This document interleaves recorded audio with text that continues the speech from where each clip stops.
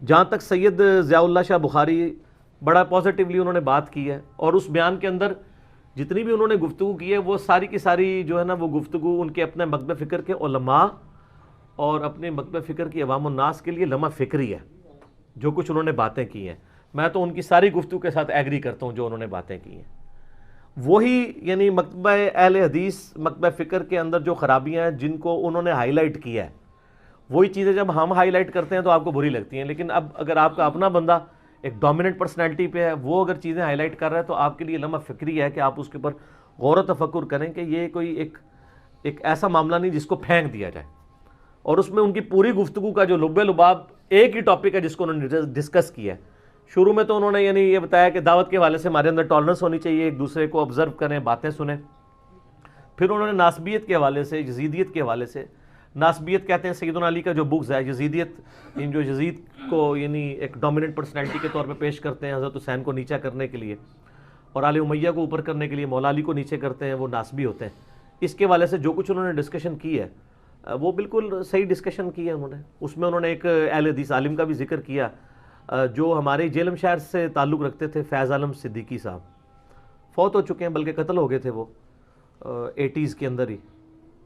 وہ یہاں سے واکنگ ڈسٹنس پہ ایک مسجد ہے باب بگے کی مسجد، اس میں وہ امامت کرواتے تھے اور سیدنا علی سے بہت بغض رکھتے تھے اور بڑے گندے الفاظ حضرت علی کے بارے میں استعمال کرتے تھے.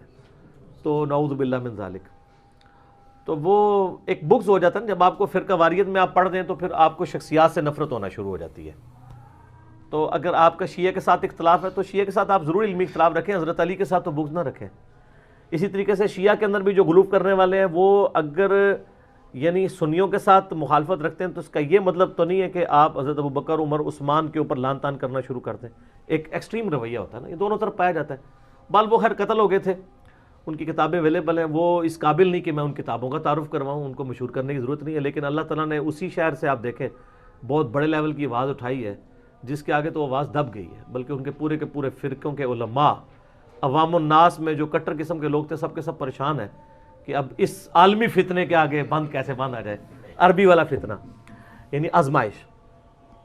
تو وہ اس میں انہوں نے گفتگو کے اندر یہ ساری کلیریفیکیشنز دی ہیں. تو یہ کوئی چھوٹا معاملہ نہیں ہے. آپ دیکھیں صحیح مسلم میں حدیث ہے انٹرنیشنل نمبر کے مطابق 240، علی سے محبت نہیں رکھے گا مگر مؤمن، علی سے بغض نہیں رکھے گا مگر منافق.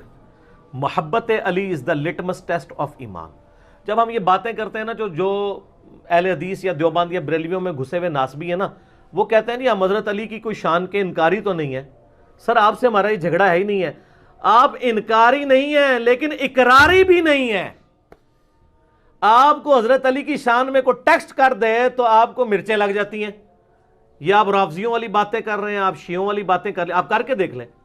آپ یہ حدیث کسی سنی کی مسجد میں لگا دیں، علی سے محبت نہیں رکھے گا مگر مومن، علی سے بغض نہیں رکھے گا مگر منافق.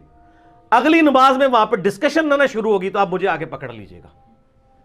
لیکن یہی سنیوں کی مسجد میں آپ ایک جعلی روایت بنا کے لگا دیں کہ ابو بکر سے محبت نہیں رکھے گا مگر مومن، ابو بکر سے بغض نہیں رکھے گا مگر منافق، کوئی جھگڑا نہیں کھڑا ہوگا.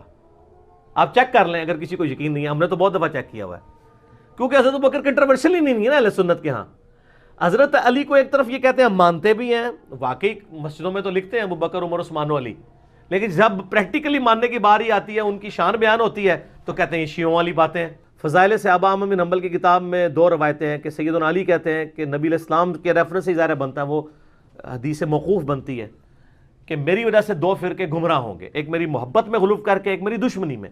اور میری وجہ سے 2 فرقے دوزخ میں جائیں گے، ایک میری محبت میں غلو کر کے اور ایک میری دشمنی میں. محبت میں غلو کر کے جو جائیں گے دوزخ میں، محبت میں غلو کر کے جو گمراہ ہوں گے ان کا تو ہمیں بتا دیا گیا. جو دشمنی میں جائیں گے ان کا ہمیں بتایا نہیں گیا، کیونکہ جنہوں نے ہمیں بتانا تھا نا وہ خود اس دشمنی میں پڑے ہوئے تھے. انہوں نے کب ذکر کرنا تھا؟ تو ہمیں کہتے ہیں وہ دیکھیں نہیں رافضی ہیں، ناسبی وہ خود ہوتے ہیں. دیکھیں نا، پھر اس لیے ایک آپ نے بھی کبھی نہیں ان سے پوچھا کہ محبت میں غلو والے تو رافضی ہیں، یہ دشمنی والے کون ہیں؟